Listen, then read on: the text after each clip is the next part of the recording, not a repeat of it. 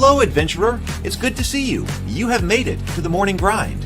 Welcome, welcome. It's the live stream at the beginning of the Geekverse, where we talk about all types of topics in geekdom, gaming, and fantasy, with an emphasis on being constructive and creating the things that we want to exist in the world. It's all on the grind, Sizemore. Can't be too fine, can't be too coarse. That's exactly right. There are a lot of adventures to be had today. Dungeons to explore and monsters to slay, and who knows what a random encounter might send our way. That's why we have to prepare, so settle in now for the morning grind with your favorite beverage in hand. Tea? Or maybe something a little stronger. I've got a few bottles of the old Wynyard left. Whatever you want. Pull up a chair. Dude. If you're feeling fancy, how about a cappuccino? Or a frappuccino? Or how about an espresso? Just tea, thank you. Sounds good to me, Gandalf. Whatever you want. I'm just glad you're here. Everyone is welcome. You can just watch if you want. You don't have to worship anything you don't want to worship. Thank you, Mike. But be forewarned. Sometimes we get really strange characters around here. Wait, what's that you say? Why can't you come and be a part of the stream? My wife would disown me. Oh no, I bet she'll be fine with it. Come on in. Am I scared for my safety? No. What are we supposed to do? Everybody do the secret handshake.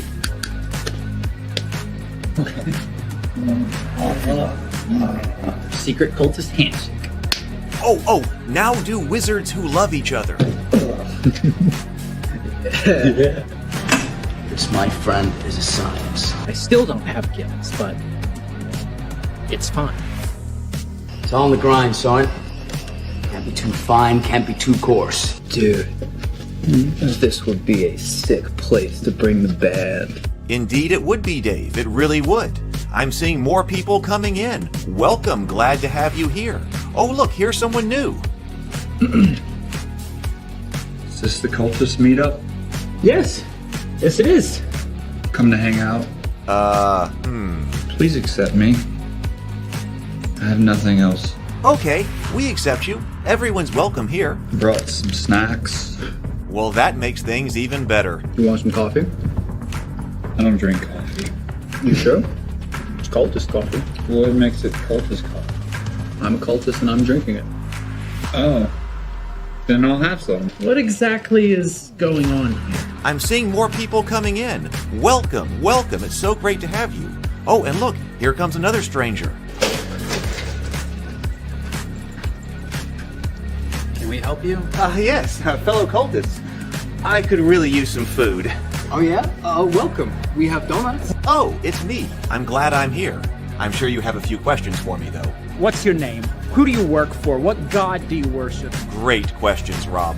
I'm Steve King, and I worship Nyarlathotep. No, not really. I'm just Heath, and I won't be worshiping anything this morning. But I will be your host. Welcome to the office. We're going to have a great time.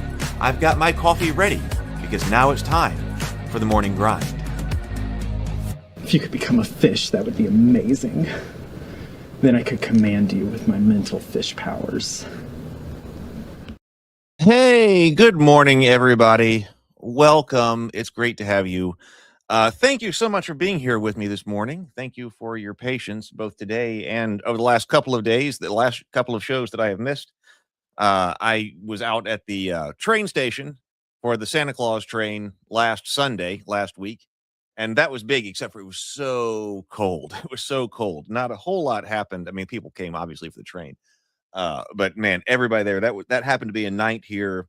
By the time we were all set up and everything, the temperature just kept dropping. And by the time we were at a wind chill of about 17 degrees, I pulled that off.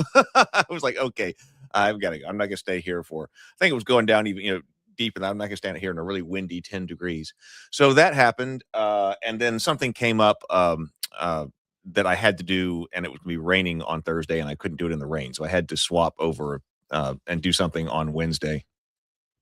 But anyway, I am here now. And then I did Christmas yesterday. I had one of my Christmas parties yesterday, and I've got another one tomorrow. So we are deep in Christmas now. So I hope that you were enjoying yourself. And no, I didn't get my camera put back up. So in all of that, over this past week with everything else, I didn't get a new thing for my camera. So new stand for the camera. So I am without it this morning. But I do want to talk about the cats of Ulthar here. So good morning. Oh no, here's Sable. Good morning. Merry Christmas. Merry Christmas to everybody. I hope everybody's having a wonderful one. Let's see. Good morning. Better with bacon. Yeah, well, I know. I was just saying I've missed a lot of I've missed grinds too. And I was talking about a month ago, like potentially streaming in the evenings, but then I couldn't do that because on the evenings it was like the Santa Claus train and things like that. I went to the I threw myself into the letters from Santa, which have almost all mailed. Everything that all the orders that came in, all of the things that was going to family, those have almost all mailed. I've got a couple of things to I'm going to hand out personally, and then I have one that's got to get out that neglected to get out. So Santa Claus letters have been going out. I also and actually the magic corn's the last thing. That was another thing I had to do on Wednesday. Excuse me, that was no, that was Thursday while it was raining. I went and got I wish I could show it to you, but I don't have my camera right now. But on the Discord server, I was making magic corn to go in the packages for the letter number 3. You get the final letter and magic corn to leave out for the reindeer on Christmas Eve, or to scatter in your yard so the reindeer will smell it and be better able to find your house. So I went and got a sack of feed corn. I went and picked up that sack of feed corn, and then I had like baking sprinkles and spray adhesive and then spray paint, red and green spray paint. I posted those pictures in the Discord server and made up some really nice bags of magic corn. So those are a really fun kind of Christmas prop here. Maybe next year I'll add in some gold that, because I thought about that later, that kind of fits the story, but I was also kind of using what I had. But nonetheless, it made a fantastic little bundle here for magic corn. So I'm really happy about it. I'm going to revise. I'm going to do this again next year, but I'm going to revise. They'll have season 2 next year, but I'm going to revise the logistics of this. The magic corn may be a more premium item. It's really nice, but it's expensive to mail, and it goes up in cost when you're trying to mail out the package of magic corn. So that may have to be like a little add-on or something like that. So anyway, it'll be even better next year. It'll be even better next year. So Merry Christmas, better with bacon. Hey, good morning. Good morning. Let's see. Yeah, it was, and the wild thing was, like, last week we were down to 17 degrees wind chill, and I think it got even colder than that, like before I left, or it got even colder than that after I left. And then yesterday was like in the 60s, and like down here we're not even, like, it's going to be like 71 on Christmas or something like that. So we've been largely warmer down here in the South, and then we dropped so cold as I was out there trying to be on that train, or be outside at a booth on that train, and now we're getting back to 60s and 70s for Christmas Eve and Christmas. So that's what's going on. I did order the books for the Cultist Kickstarter, so books are now incoming. I have all of those things still laid out there on the table in my gaming room. All the rewards that are just waiting for a book. So those are coming. So obviously we're not making that by the end of December, but I mean, everything is on its way. So that's coming. And then I want to do something else. I was trying to get also a PDF of Per and the Winter Warlock ready so that it could go out to anybody who just wants the story. But I'm still working on that. And I've got Christmas on Monday. So I don't know. I've got things I got to prepare for Christmas on Monday, but that's tomorrow. Huh. Okay, so anyway, that's what's been going on over here. I felt like I was really prepared for Christmas this year, and then all of a sudden, it's here, as it seems to always be. Okay, let's talk about, as it turns out here, I have got 2 different, let's see, I guess I'll copy this over to this page that you're looking at over here. I have got now 2 different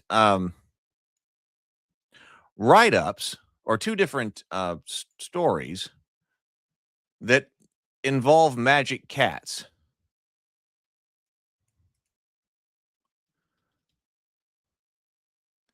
And so that happens to be Lovecraftian stories, because you've got the cats of Ulthar. and then the cats that are in Christmas of Ice and Iron, like Purr. So that's two different cats, two different settings that have cats that you could play and talk and things like that. And so I thought, and actually I thought it would be fun if the cats in A Christmas of Ice and Iron were actually the cats of Ulthar.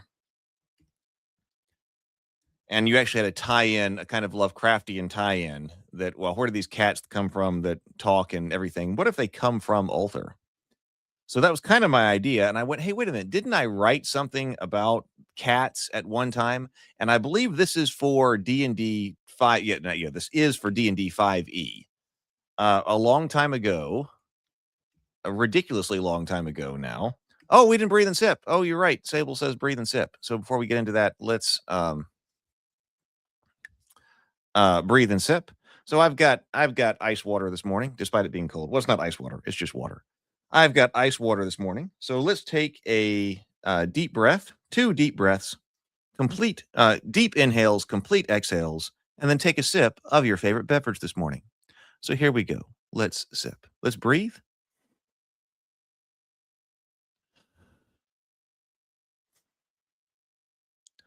And sip.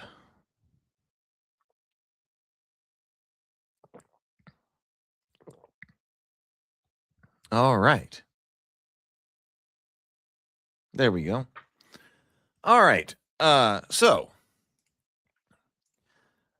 this was a long time ago, and I don't even remember what it says right now, but I just copied this over from the Journey to the Tree of Sorrows, which I had been working on with David. And so being Lovecraftian, that was the Lovecraftian world he and I were working on. And so I wrote quite a bit of material for it. And so this is it. Let's just see what it says. So, but we did this for 5e, which was not now on, what do they call it? 5.5, or they call it something else? I don't know, which I have not even looked at, although I guess, or maybe I could contact somebody who's more familiar with it. So this was 5e as it stood a few years ago. So I started off with this. This is a cat of Ulthar. The cats of Earth's dreamlands, and especially those here in Ulthar, are highly intelligent and capable of speech, not only in their own soft language, but in the tongues of men and other creatures. They have organized themselves into a structured society and, in fact, have a very effective army. And that was an excerpt, that was like an in-universe excerpt here, an excerpt from The Wonders of Ulthar, written by Atal, the High Priest of Ulthar. So we said the cats in Journey to the Tree of Sorrows are no ordinary house cats. They are intelligent and capable. Originally, this breed of cat came from Earth's dreamlands, where they have long been some of the most well-regarded citizens.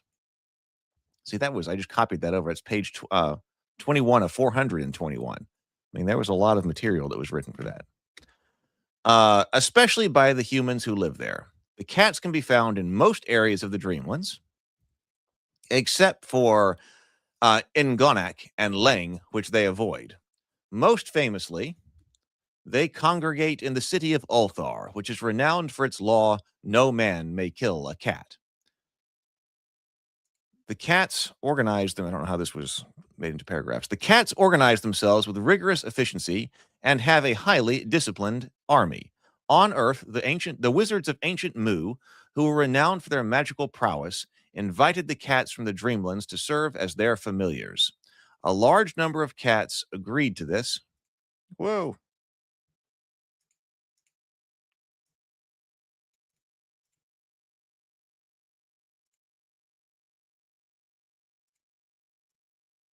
I don't know what just happened. Other than for some reason I was dictating into the microphone. A large number of cats agreed to this.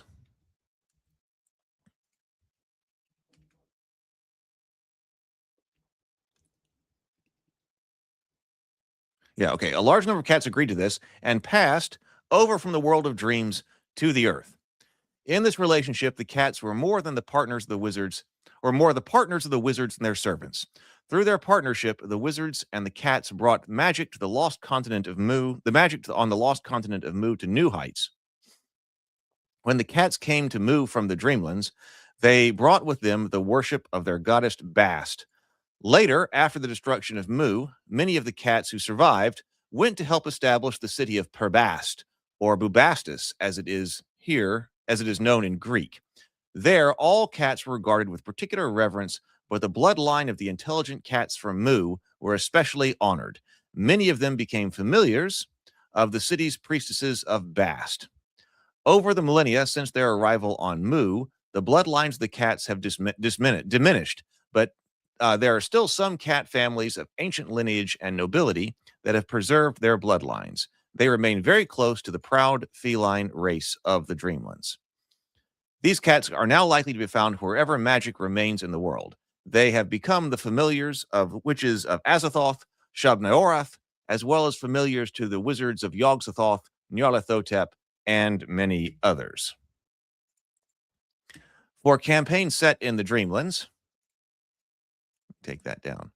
For campaigns set in the Dreamlands, a player may choose to play a cat from the city of Ulthar. If the campaign is set on Earth, the cat may be a descendant of one of the cats who came to live with the wizards of Mu long ago. In other cases, the cat may be a curious explorer who found a passage to Earth from the Dreamlands and now travels the Earth for the sake of adventure. So I think I don't think we need to have all of that set out in A Christmas of Ice and Iron, but I think that we reference Ulthar in order to kind of draw that to weave that thread between the two. I did say, okay, due to a cat's particular limitations as an adventurer, especially regarding lack of thumbs, tiny stature, and quadrupedal nature, players must receive special permission from the lore crafter in order to play a cat. It may not be appropriate for all kinds of adventures the lore crafter has planned. So what did we say here in the 5E, cat traits? Ability score adjustments, your dexterity score increases by 2, your strength score decreases by 6, minimum of 3, maximum of 4.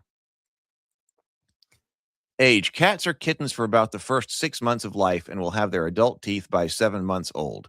Their growth ends after 12 months and they will live about 18 years. Now, I was wondering if that needed to be changed. I was thinking about that in relation to Per. If a story comes out every year, and every year is like every story is basically another Christmas. But it would be kind of neat to have Per remain a kitten because she's kind of only just gotten started. Maybe they age slower. So maybe she stays a kitten for a while. Maybe that's not something that you have to address.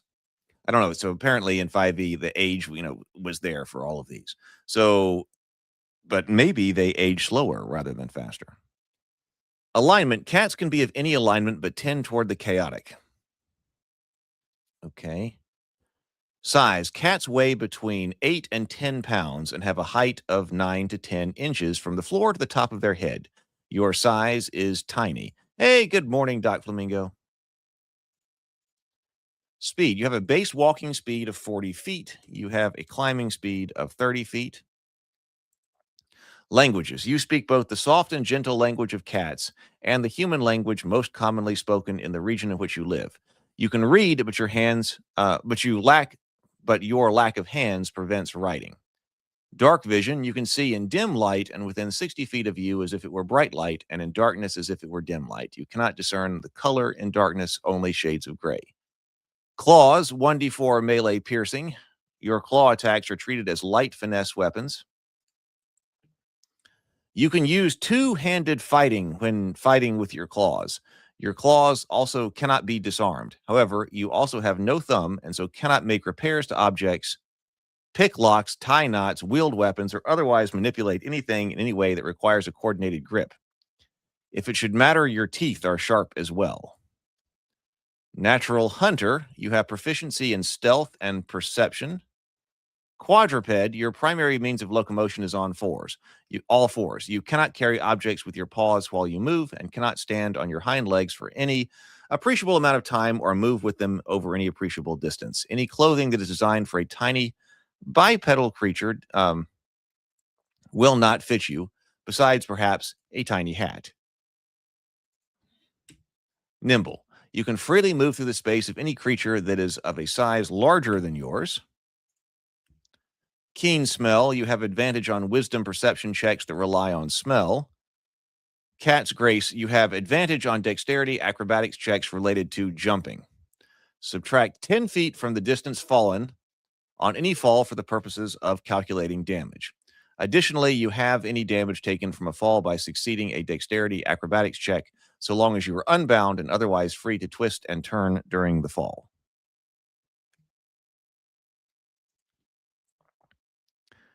Cat's reflexes. Okay, there was a lot here about this cat. Cat's reflexes. You have extraordinary reflexes and are rarely surprised, and then even only for a moment, you have advantage on wisdom perception checks to avoid surprise and are proficient in dexterity saving throws. Okay, so what do we think about that?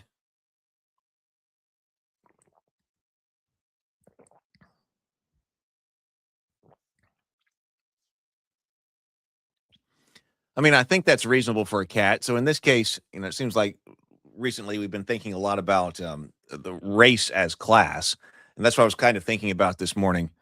I mean, okay, I guess this sounds like a pretty reasonable Cat of Ulthar kind of write-up, and probably, the age is kind of just a the flavor text kind of thing for the most part. But I think this would probably be still pretty good for 5e. Now, in 5e, you'd have to adapt it to it. What kind of class? I mean, you need a class, I guess. Seems about right. Jumping and climbing are important. Yeah. So climbing, we got the climb speed. Because if I recall, it seems like it's been a long time now with 5e. But climbing, like, it's important for the cat in that system to have a climb speed, which enables the climbing, right? And then jumping, that goes with the claws. So they get advantage on, dex checks, and they get increased dexterity. There is, I mean, what do you do here? I think that Cat of Ulthar as class, well, why don't we say it would seem to me in this case, note, in an OSE kind of environment,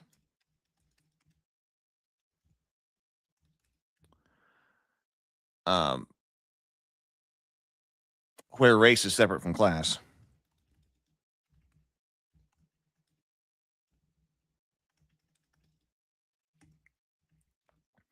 I mean, mages and illusionists would seem to work.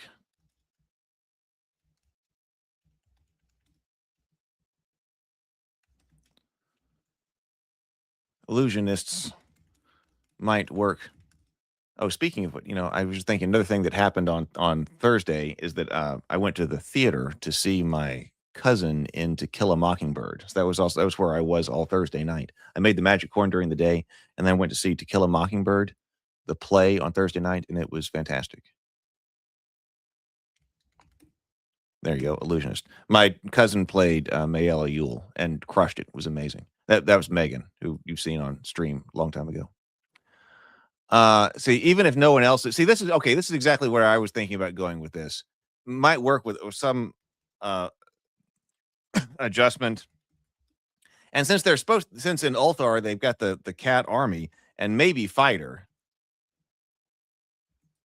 But what I was going to say, but this seems like it would take a lot of work.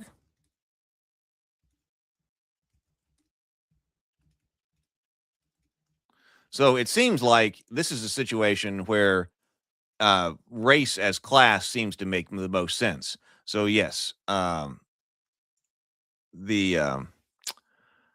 Flamingo says, even if no one else is, the cat should be race as class.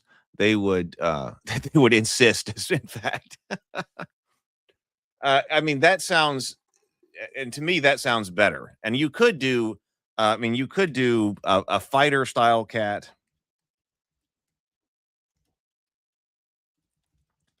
And a mage style cat. I think both of those. I don't really remember what our solution to this was in 5e. I don't remember where we were going with that. Because it doesn't really seem like it. Like, how would you attach these to a but you know, they've got so many disadvantages. You know, so like, you know, levels, hit points. I mean, this seems like it should be small to me. I mean, max out at 4 for warrior cat, something like that. Or for fighter cats. And maybe 2 for, you know, mage cats. If you're doing something like wounds and vitality. Or stamina or whatever, like vitality is what they called it in the Unearthed Arcana. They can have more vitality. And you might even have a 9 lives kind of mechanic. Yeah, this is definitely, I think, the better way to handle that. So like the stamina, give them 9 lives. Oh, right. Okay. Yeah. So Sable says they surely would. Everyone knows that dogs have masters, but cats have staff. Yeah, they'd insist on this. The 9 lives thing should get worked in. So I agree that's how. I mean, you got so many disadvantages. Where is? I always grab the wrong OSE. You know, there was. Well, hang on. I wonder. I think some of that was taken from 5e. Let me check on what 5e says about cats. Oh, it actually is the Call of Cthulhu. I have the 5e Call of Cthulhu. Did it have Cats of Ulthar in it? Let me check. I see that right here. I'm going to pick up this. This is the 5th edition Call of Cthulhu. Let's see if I see Cat of Ulthar.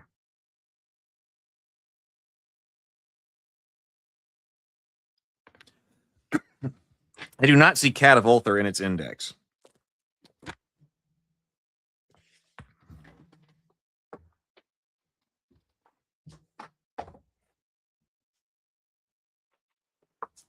See, what this is goes with like playing my interest in like You're the Cultist. Because okay, so here's the main Call of Cthulhu role-playing game. Let's see if we've got Cat of Ulthar in there. What is no index right here? And I don't think I remember that. No, I do not see Cat of Ulthar in the index. Mark says, as a mage cat in D&D, there would be a limit to what spells the cat could based on components. For example, verbal, somatic, and material. That's another great point. Verbal, they got covered.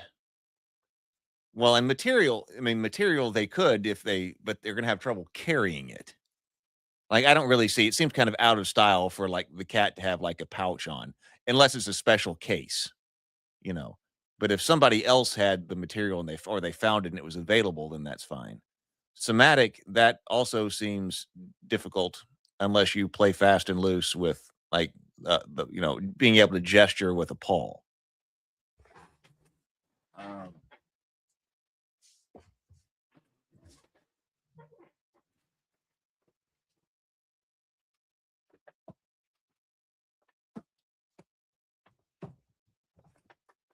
I have got to restack books. We played Magic yesterday. Oh, the cat. Cat would use its tail for the somatic components. Let me see if this is the 5e monster manual. Is cat in here? I mean, it's got to be because it's got. Surely I took some of that from some like open material or licensable material.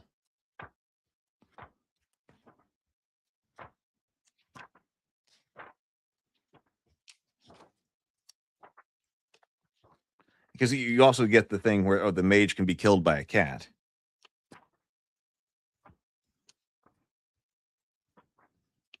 I don't like the way the 5e monster manual is organized because you don't ever know where you are.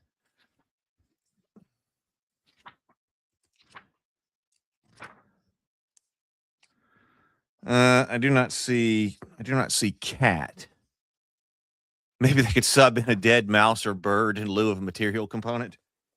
Maybe.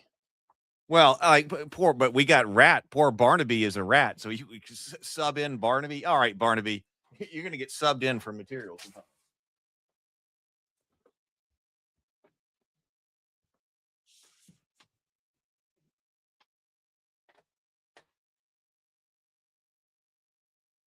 My books are scattered. I don't see.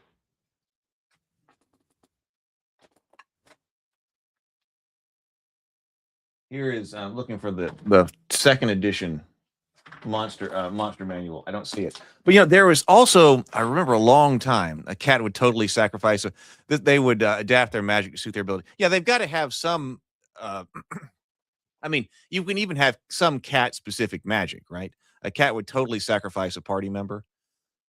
9 lives kind of mechanic. Yeah, okay, so cat specific spells.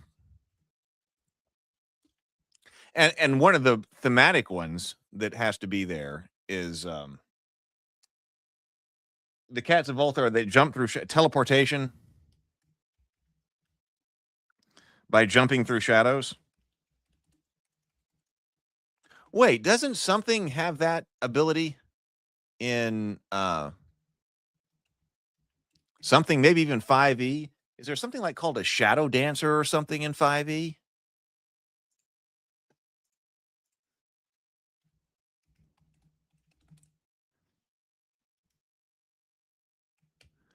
Or something. I'm looking at shadow dancer.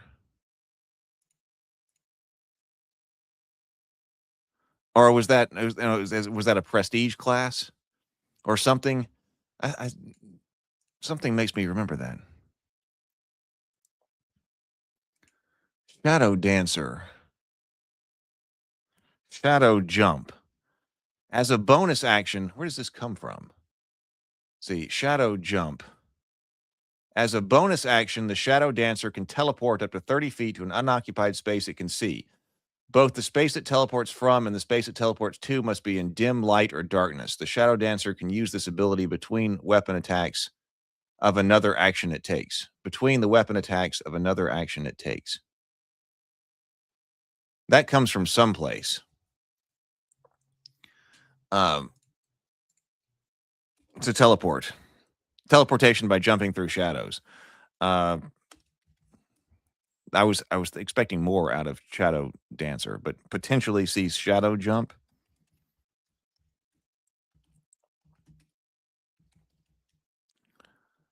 From the Shadow Dancer.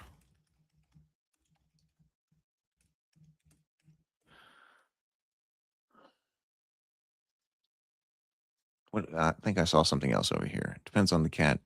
Oh, yeah, I don't know about Shadow Dancer, but teleporting through shadows seems something like a D&D thing. Yeah, I'm not sure what this website is. Well, it says 5e Tools. Okay, 5e Tools, Bestiary Shadow Dancer.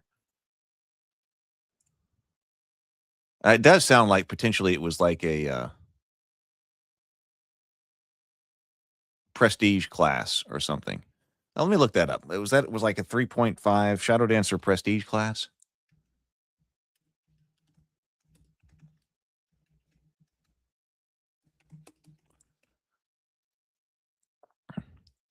Okay, it says Shadow Dancer is a popular prestige class in D&D 3.5. Okay.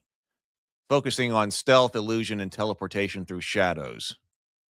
requiring hide, move silently, and perform dance skills. Now, of course, also over here, I mean, it does also make sense, even if in a fighter style cat doesn't make sense, but thief style cat would make sense.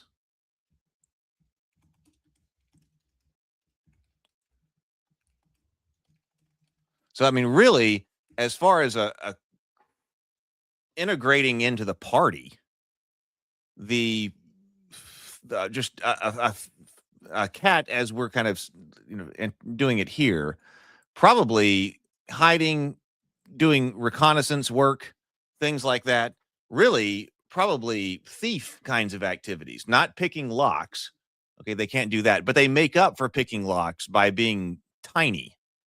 Because, well, I mean, like Purr does, gets into some place not by picking the lock or something, but by finding, a little crack or crevice in the wall that only she can get into. So that makes sense. So that might actually be the most fitting.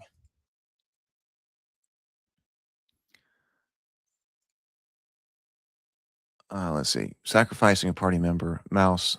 Okay, that was something else I need to take a look at. Okay, let's go here. Probably makes the most sense to base them off of thief. This is the player's tome.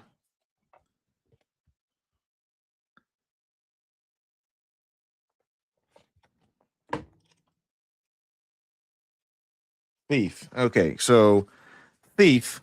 We got a thief with less hit points, but they only have a D4 hit die in OSE, I'm noticing. Maximum level 14, armor, leather, no shields. Okay, weapons. I mean, weapons basically none. Well, I mean, let's just write some of this down right here as I'm going. So just possibly thief based from OSE. So we would be looking at requirements, none.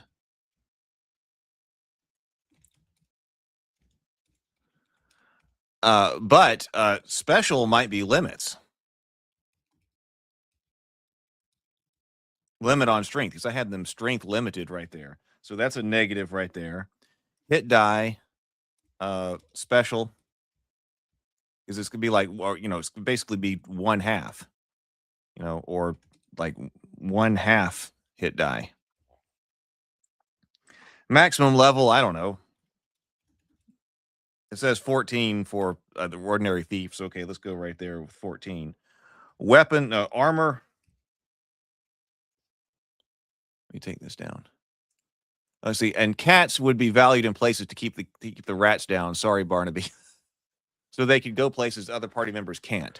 And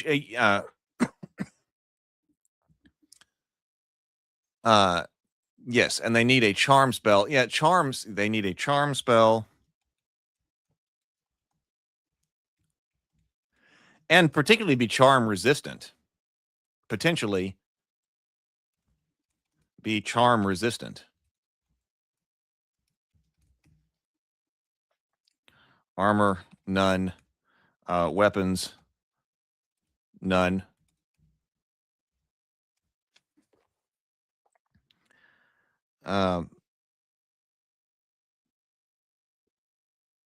Something like the evil eye, too, or something like that. Thieves are adventurers who live by their skills of deception and stealth. That does sound like a cat. Their range of unique skills makes them very handy companions to travelers. However, thieves are not always to be trusted. Adjustability scores. During character creation, thieves may not lower strength. Okay, backstab. When attacking an unaware opponent, okay, so that's right, backstab, of course. When attacking an unaware opponent from behind, the thief receives a +4 bonus to hit and doubles any damage dealt. Combat. Because of their need for stealth and free movement, thieves cannot wear armor heavier than leather armor and cannot use shields. They can use any weapon. Read languages. A thief at 4th level or higher can read non-magical texts in any language, including dead languages and basic codes with 80% probability. If the roll does not succeed, the thief may not try to read that particular text again before gaining an experience level. I mean, I think they can certainly read. I think I may have already said that up there. So reading, that seems to be no problem. Okay, Hex, I was thinking of evil eye. Did I say that out loud? I don't know if I did or not. Evil eye, or if I was just thinking it. and the ability, some kind of hex ability. Yeah, when you've got the cat sitting there and it's creepy, looking at you with the highly reflective eyes, some kind of hex or evil eye seems to make sense. So maybe if you don't want to say, hey, look, here's like 3 different ways to be a cat, maybe the main cat is like a magic user thief hybrid. That would kind of go with a lot of what I wrote up there about the cats being familiars. Often there might be some other write-up that is the more warrior cat. Yeah, eyes that pierce your soul. Yeah. But I don't have a problem with the cat's reading. Scroll use. Okay, really, it's the thief skills. So climb sheer surfaces.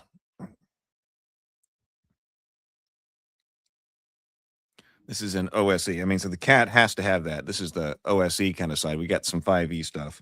We handled that with, I think climbing was one of those things that I thought was rather clunky in 5e because it has the climbing skill, but then we need climb sheer surfaces. I'm not gonna write the whole thing right here, but climb sheer surfaces. That's essential for the cat. Yeah, Mark agrees. The magic thief hybrid seems to be good. I bet we could put something together there. Got to be able to do that. Find or remove treasure traps.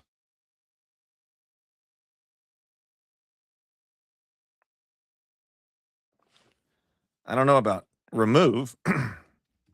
Find traps.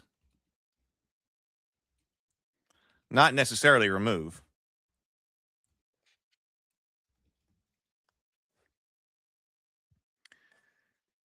Hear noise. Okay, that seems like a cat kind of thing. Hide in shadows. Really makes sense, the thief adaptation. Move silently, yes. The cat really does need to be your thief. And the cat army, I mean, would be a lot like this. Open locks, okay, can't do. Pickpockets. I think pickpocketing is going to be hard for the cat. So we got thief's chances of success. Probably use thief level progression.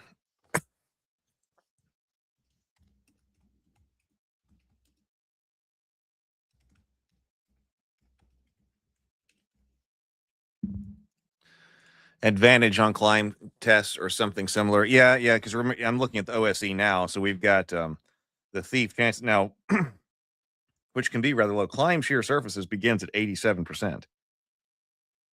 Find or remove treasure traps is 10%. Since there are some of them that the cat can't do, you probably increase the percentages on some of these. Like, okay, climb sheer surfaces begins at 87%. This is percentage based. TR, okay, that's the traps, 10%. HN, hear noise. In a quiet environment, not in combat, a thief may attempt to listen at a door or to hear the sounds of something like a wandering monster approaching. That's low. That is 1 to 2. 1 to 2. 1 to 2. Oh, no, wait. Surely that's rolling on a different. That must not be percentage. That must be rolling on the D6. I was about to say 1 to 2%. But you could buff that for the cat. Hide in shadows. Excuse me, I've got to.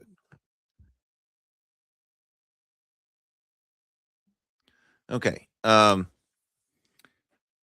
in shadows, you could bump that and move silently because we're going to nix open locks and pickpockets. So he's a better thief, or she is a better thief at certain things, but can't see this. Maybe see invisible. I love that. Actually, I thought about that in the back of my mind as well. Maybe see invisible, stories of cats that see ghosts or other supernatural things. However, it would be a powerful ability to give to the cat. But I think we at least need to add something about that. And that could be a spell kind of thing too. So I'll put that up here. See invisible or ghostly. some kind of I mean, that could be like a or that could be done as like a detection. Something about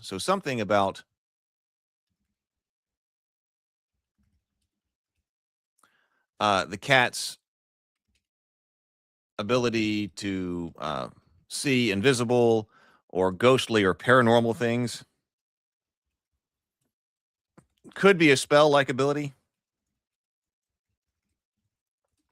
Or, and that may be a better way to do it, or add that as a thief-like ability and run that like a thief-like ability. Which I kind of like that side of things. I'm going to attempt to see invisible or something and roll that like a thief skill.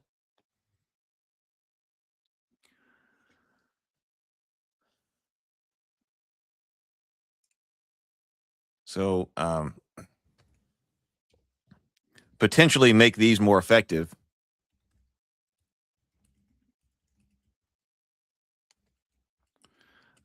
Since the cat is losing some thief skills.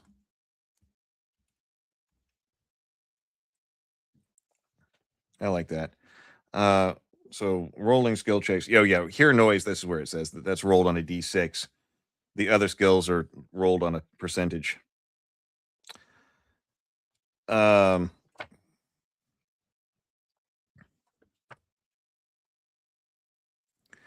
Magic user. Oh, we don't. I didn't look at the saving throws. So now another thing that we could do is we could give the cat. So let me find that page again. A bit better saving throws.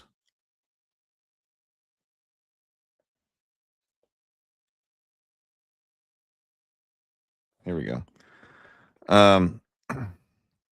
Versus death, poison. We got death, poison, wands, paralysis, and petrify, breath attacks, spells, rods, and staves. And that's because the wands are separate from spells, rods, and staves because wands are supposed to be more common. So it might make sense to have, well, one of the 9 lives things. How often do you save versus death? I don't know. Could increase breath attack. Could increase breath attack resistance.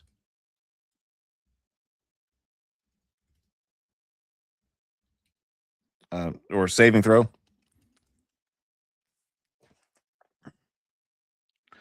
Also, depending on how it's used,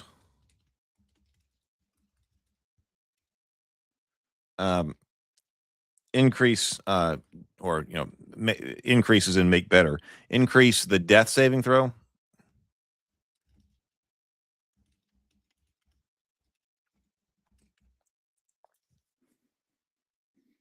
That could be part of 9 lives.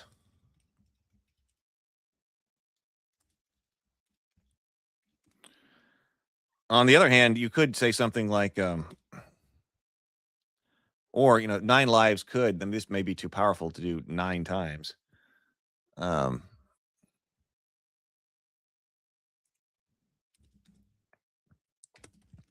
lives could allow,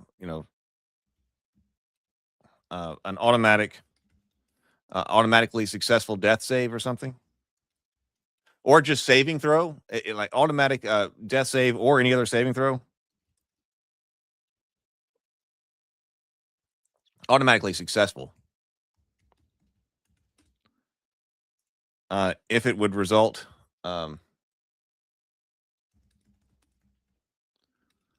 well, in death. I mean, something like that. And you can do that only 9 times per game, 9 times of your entire life.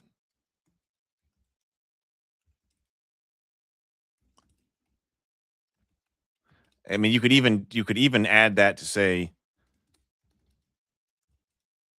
add in loss of hit points. Like if you hit 0, go to 1 and remove 1 of your lives.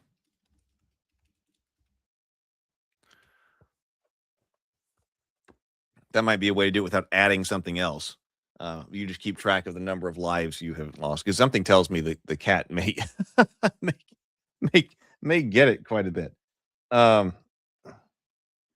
so yeah, okay. So then over here on Magic User,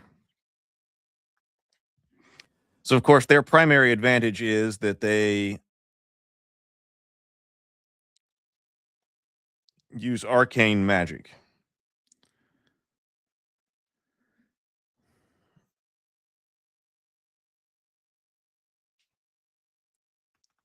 Mm. Looking at saving throws at level 1, Thief versus Magic User. Death is the same, Wand's the same, Paralysis, Poison. Oh, they're the same actually.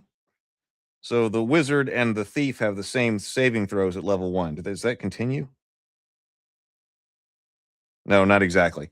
But they do at level 1. I don't know, other things, is that kind of like a standard? No.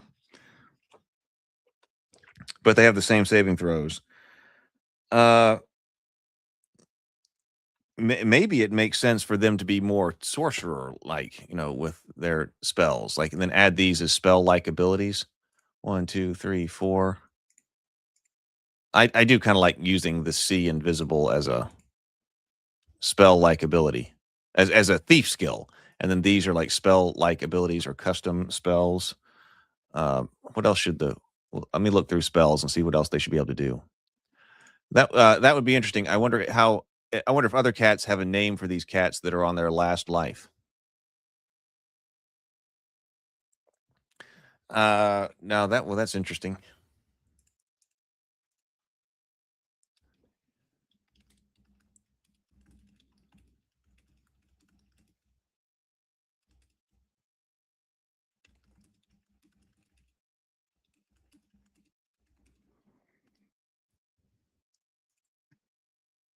Maybe they add to other people's casting abilities. The short timers. I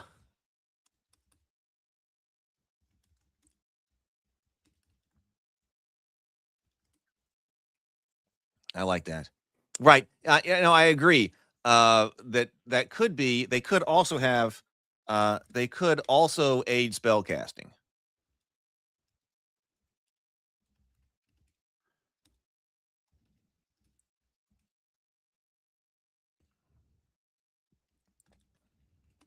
I feel like if BGD was here, he would say something about that with regard to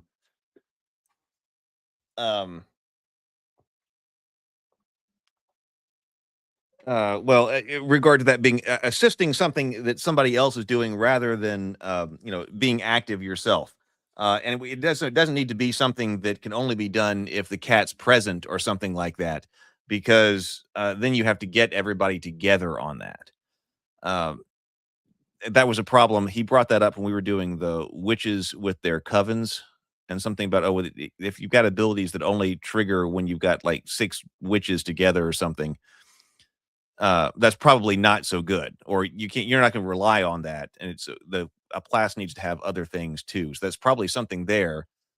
Because if there's no other like wizard around in the party, then you would lose this. But it seems like from the lore perspective, and also just from cats in general, that the familiars would be an important part of this. Um, I don't know the lookup. I'm just gonna make a note to look up rules for brewing potions. Having the cat stare at the cauldron, that's classically what they do, right? Increases its magic in some way. I don't know how. Makes the check easier. Makes it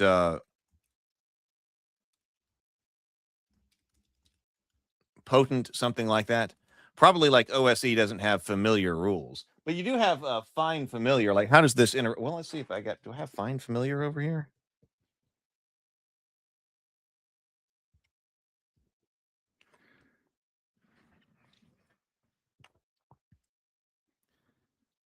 Let's see if I got, let's go to magic user.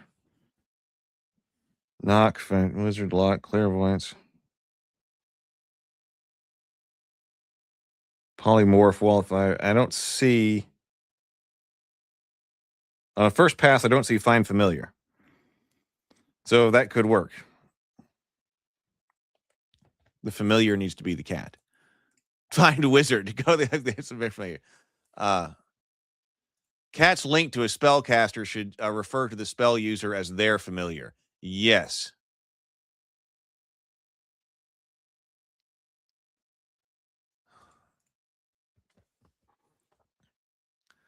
Because they're like the hands. Of course, many cats think of the magic user as their familiar.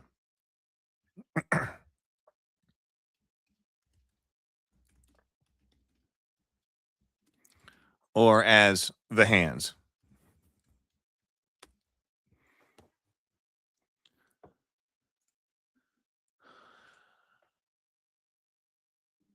Find wizard is what Per casts without realizing it. Yes, she does find, and that kind of makes sense. I can see Per in this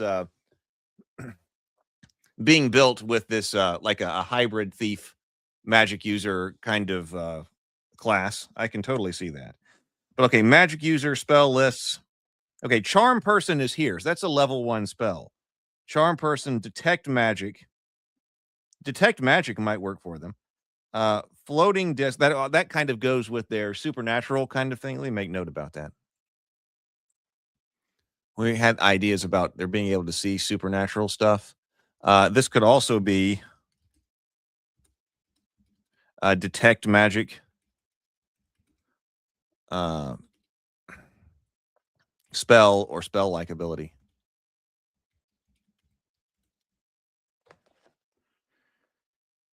Floating disc, hold portal, light, magic missile, protection from evil, read languages, read magic, shield, sleep, ventriloquism. See, yell if you hear something that sounds particularly thematic here. Second level, continual light, detect evil. Well, now see, detect invisibility. Okay, detect invisibility is a second level spell here. There is detect invisibility as a second level. Did anybody make an OSE kind of sorcerer? I don't know. Because that way we, if there's spell-like abilities that are something like that, and kind of emergent within the cat, we can have them cast a limited number of these without worrying about the somatic and components and things like that. ESP.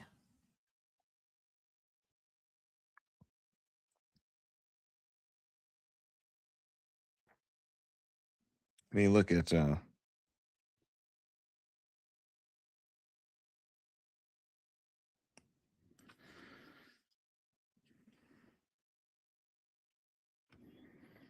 what am I looking at? Magic user. Oh, I'm looking at cleric spells. No wonder I don't see it. Druid spells. Illusionist smells. Illusionist.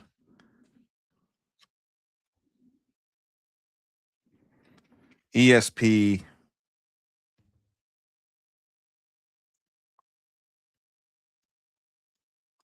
Well, I can't find.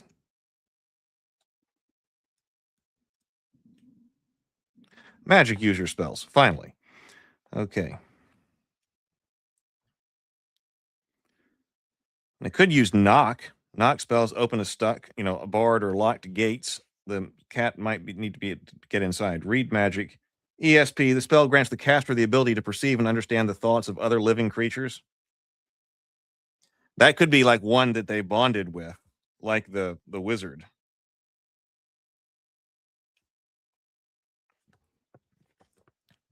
ESP could be interesting.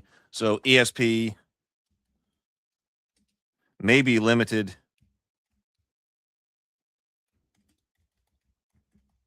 to the wizard.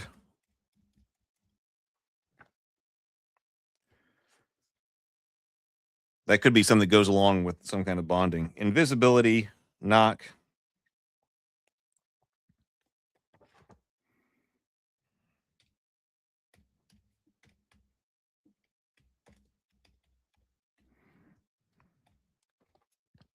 Maybe knock.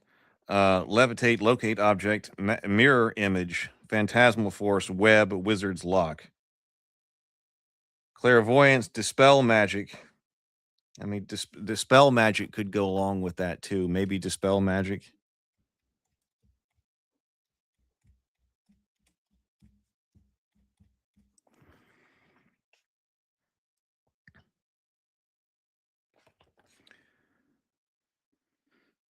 Clairvoyance. Let's see. Clairvoyance. We said charm, right? Yeah, charm was up there at very first, right? Charm. Yep. Yep. Charm person. This says 1 or more days. See below. Range 120 feet. A single human, demi-human, or human-like monster. See persons. They must save versus spell or be charmed as follows. Friendships. The subject regards the caster as its trusted friend and ally and will come to the caster's defense. Commands. If they share a language, the caster may give the charmed creature commands which it will obey. Subject's nature. Commands that contradict the charmed creature's habits or alignments may be ignored. Suicidal commands. An affected creature never obeys suicidally or obviously harmful orders.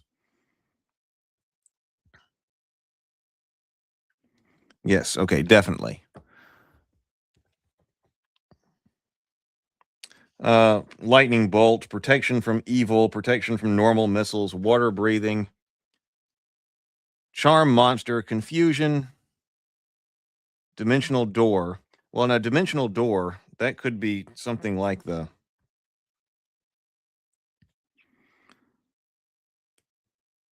an expansion of the shadow dance kind of ability. This is a 4th level spell. Dimension door. Dimension door, yeah. The caster or single creature is instantly transferred to another location up to 360 feet difference. The destination may be selected in 2 ways, a known location or an unknown location.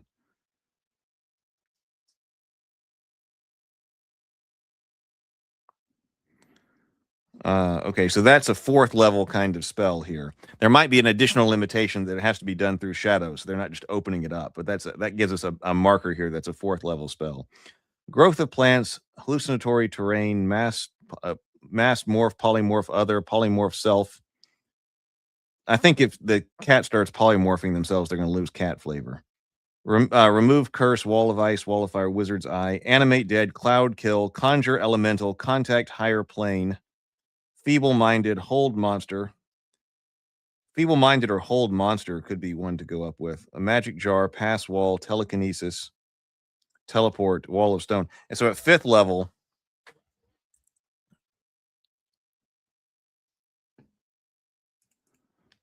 this is 5th.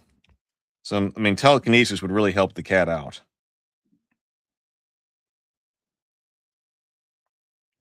Feeble mind or hold monster.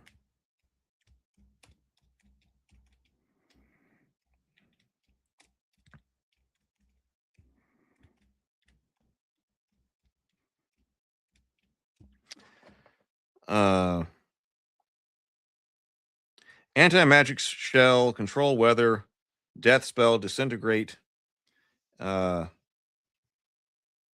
invisible stalker, lower water, move earth, part water, project image, reincarnation, stone to flesh.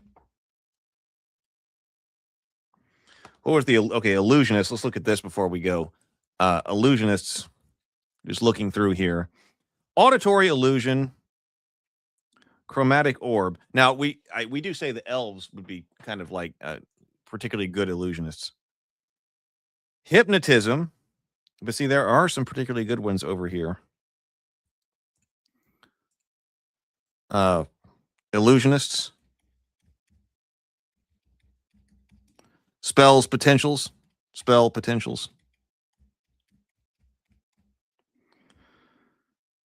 auditory illusion.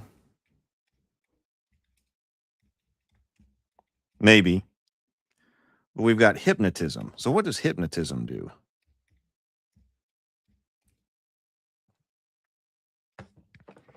We find illusionist spells. Illusion spells. Hypnotism. Level 1. Duration 1 round plus 1 level, 1 round per level. The caster's gestures and droning syllables That should be like the eyes and purr.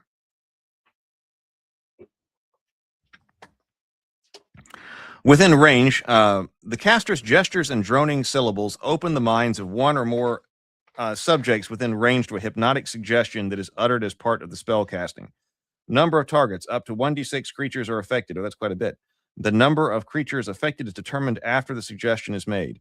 Wording, the suggestion must take the form of a short phrase, at most 1 or 2 sentences, suggesting a course of action for the subjects.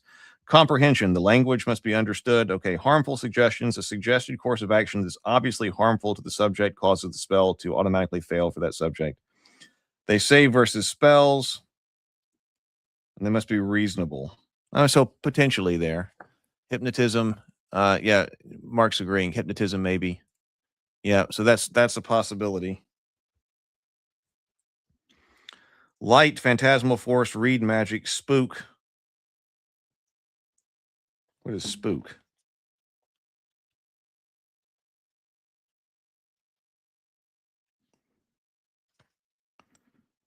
Spook says the caster gestures threateningly at an intelligent target within range.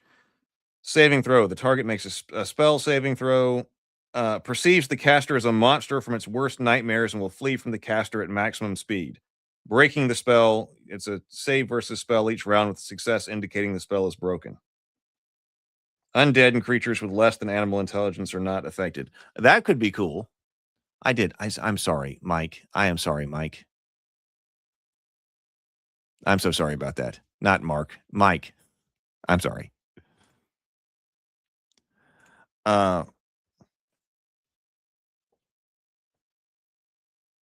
So, where was I? Oh, spook, possibly.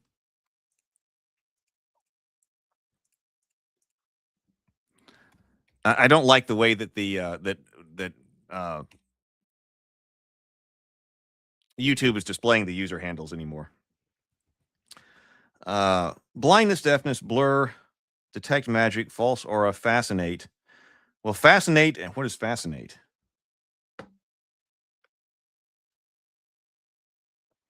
The spell causes a single creature to perceive the caster, whether their normal appearance is utterly captivating. Well, okay. That works. So the spook seems interesting. It does. It might be too much, but I do kind of like the idea. Like, hey, hang on, the cat's like, okay, I'll take care of this, and the cat like goes around the corner and does something, and the person runs off, and somebody, or maybe it's the other way. You see somebody like, oh my God, what's something's there, and then goes running around the corner. What's out there? And then it's that cat. it's just the cat sitting there. But fascinate. The subject follows the caster wherever they go, as if besotted, unless doing so would present serious danger. Fascinate. That says spoken. So that was supposed to be spook. Fascinate. So actually, there's quite some interesting cat-like spells here. I think we've come up with something, an interesting kind of draft here. Hypnotic pattern. That kind of goes along with the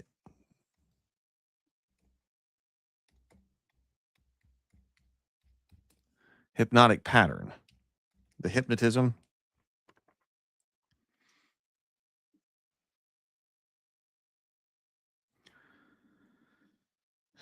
I think it's too much to give the cat invisibility. Magic mouth, quasimorph, and the polymorph. Black light, dispel illusion, fear, hallucinatory terrain. We've seen that one before. Invisibility, 10-foot radius, non-detection, phantom steed, rope trick, spectral force, suggestion, wraith form. And so suggestion seems to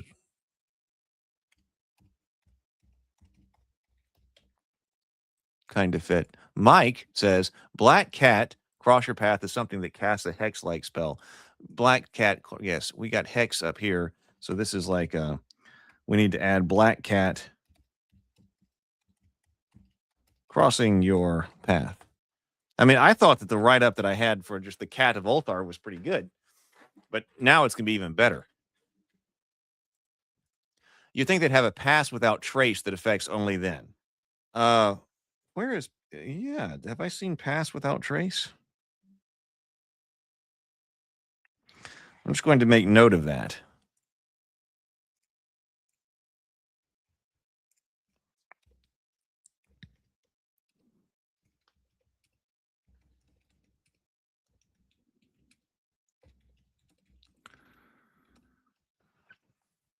Might end up with a whole kind of just cat magic user spell list. And then you end up with like the hybrid thief magic user and then like a full-on magic user. I don't really know what a warrior cat would be like. I mean, that seems like it does fit the cat of Ulthar. I mean, isn't there like the general in that's been a while since I've read the Dream Quest of Unknown Kadath, but it wasn't there like a general in there or something like. I'm getting this. I'm going through. This is the Old School Essentials Player's Tome.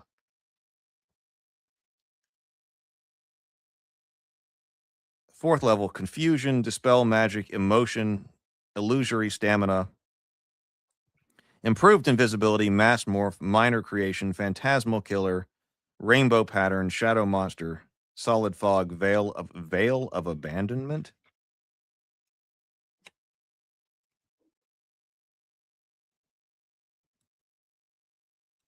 What is Veil of Abandonment? An area is cloaked with a combination of invisibility and illusion. Okay. That's not exactly it. Chaos, Demi Shadow, Monsters, Illusion, Looking Glass, Major Creation, Mage of Mirrors, Projected Image, Seeming, Shadow. What is Shadow Cast? Shadow Cast. Shadow Cast says the shadows cast by the light of a candle are enchanted, causing them to reenact events which previously occurred in the area while the spell was cast. Oh, that's interesting. It's not. It goes with the shadow idea about leaping through shadows. Shadowy transformation. An object or creature touched becomes shadowy or semi-ethereal. It could be. Yeah, these are higher level spells.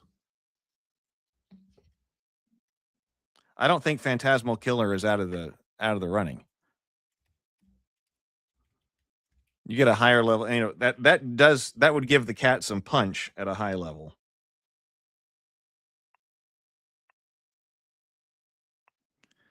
Time Flow, Acid Fog, Dream. What is Dream Quest? There's a spell called Dream Quest. The caster commands a single subject to perform a specific quest or task conveyed through a reoccurring dream. Oh, well, Dream Quest.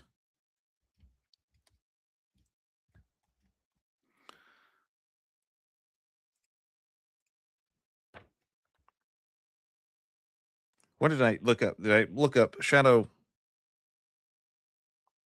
Oh, I don't think I finished the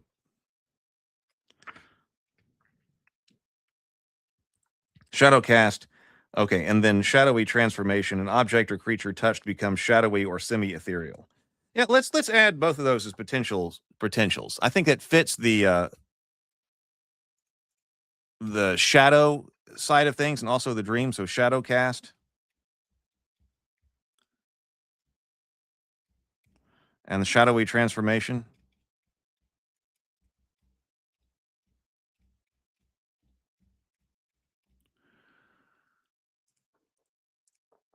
Doc says, yeah, Dream Quest has to go. Okay, obviously. With black cats, I know it sounds stupid because it is, but if you give them color-based abilities or attributes, there'll be people who start pitching a fit that you're pushing racial essentialism. Oh, well, that's maybe the black cats are best known for that, but maybe they all do that. I didn't think about that. I mean, you could go black cat. Also, some people don't like that black cats get a bad rep, but I don't know. I think the black cats are cool. But Purr is an orange striped kitten.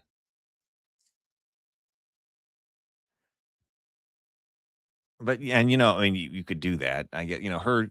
She has that coloration, and her abilities had to do with like warmth and courage and things like that. So that's kind of a different way to go. But I wasn't thinking about those abilities necessarily when I was looking through these spells and things, because it was I was kind of thinking about the Cat of Ulthar. But I guess if you look through again, like courage spell, is there something like a courage spell, or keeping people's she casts flash, but with the ring. What is that seems to be done a lot. What is the spell?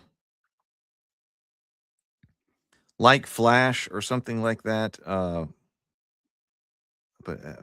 that's not the right word. Color spray. Color spray. Now that might not be in OSE. But Purr is kind of casting something like color spray against the gremlins. She uses her internal magic. Now it's channeled to the ring, but color spray is something like what Purr used against the gremlins.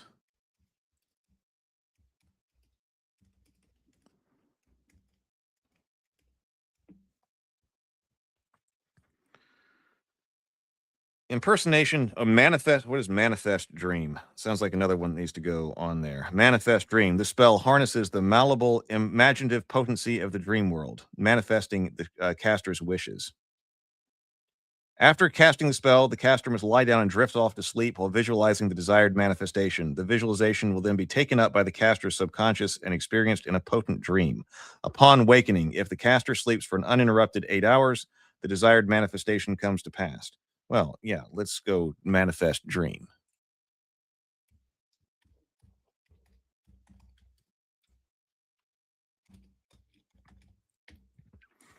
Like if you go with a whole bunch of different cat classes, if you have a whole bunch of cat classes and then a whole bunch of different like color-based cat powers, you're going to end up with too much, I think. I like the race as class does, I think, really forces you to get to the archetype. Like what's the archetype that this person is supposed to be playing?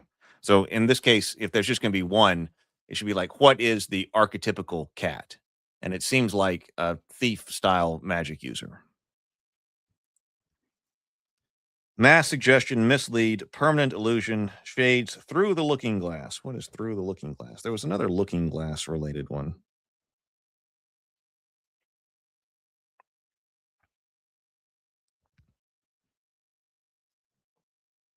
Oh, this shades. The caster conjures one or more semi-real monsters woven from shadow stuff. Shades. That's called shades.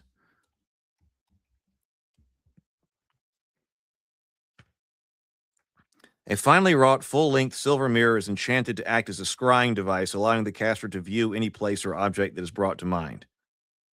It will be difficult for them to carry around when that says full-length silver mirror, so you're not carrying that around anyway. But that seems like something through the looking glass.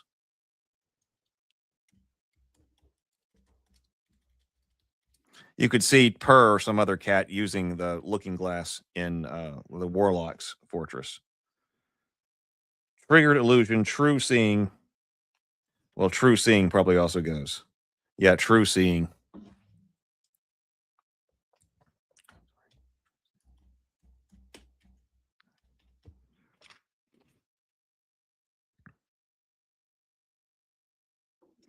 Vision. The caster calls upon a supernatural power, asking to be sent a vision in answer to a question which vexes them. Could be that one. So actually, we ended up with a lot of different, and there might be a couple of other ones to add on there. Vision. I didn't get so could be that they just have a spell list. That kind of seems like what's going on here. It just seems like there's going to be a spell list, and I did not look at any of this. I'm not going to go back through it. We've been at this for an hour and 20 minutes, but like I didn't look at like through the looking glass. Okay, the mirror must be at least 5,000 gold pieces in value. That sounds like something that their wizard would have, but something like, okay, what is vision?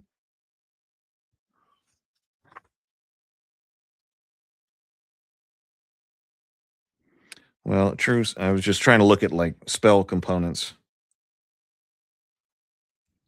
We'll have to look and see if somebody has done like a sorcerer version of magic for OSE. I'm sure they have. That seems like something less. Yeah, it's a much longer list than I was expecting. So it really makes sense that, okay, so the cat has got, well, and it may be too long. Maybe it's easier to make a cat magic user because they might have a fully robust spell list that is a hybrid between the illusionist and the magic user. That's what they may end up with, and then maybe the thief variety needs to have a much more limited set of castable spells or spell like powers. All right, well, I'm going to get out of here. I appreciate your hanging out with me today. I've got things I've got to do, and then tomorrow I got to keep getting ready for Christmas because I got a big Christmas party tomorrow night. So I am in the thick of Christmas, but I will see everybody later. See, Wednesday is Christmas Eve. Okay, I don't know. We will see. All right, but anyway, this was a lot of fun. This is great. I think we came up with a lot of great stuff. Okay, I will see everybody later. Merry Christmas, everybody.